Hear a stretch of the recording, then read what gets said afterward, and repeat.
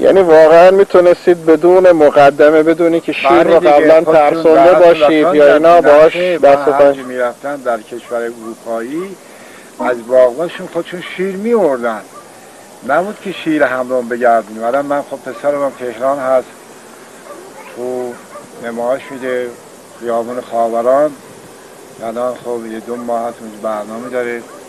بنده خدا هم این که محمدعلی قلیته مرد ایران فاتحه هم گرفت. بله چون بهتر میدونیم و اگرم بخواست که حال ترس بشه، من خودم همینجور مشاهده کردم 285 کیلو دو ضرب زد، یعنی از همین آقای رضا بیشتر. اما بحث نمی‌کنیم. خدا به حق محمد او بنده خدا نگه بداره و اولاد ما هست، افتخاری هست برای همه ما هم. خدا به شما سلامتی بده.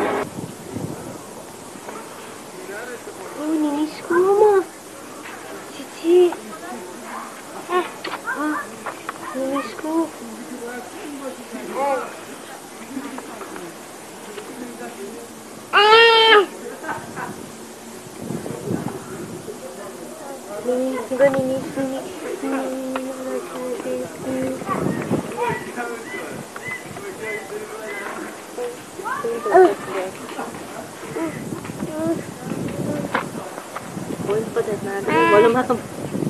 عرب میگه انت اخو انا عین انا قلب انا اخو کبیر انا.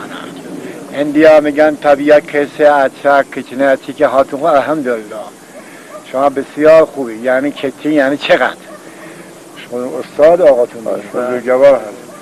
بازم تکرار میکنم از خدا برای خانواده شما سلامتی زنده باشید. خیلی ممنون، متشکرم. قربان محبت شما، خیلی لطف کردید. خیلی و مال خودتونه، مال مردم هست.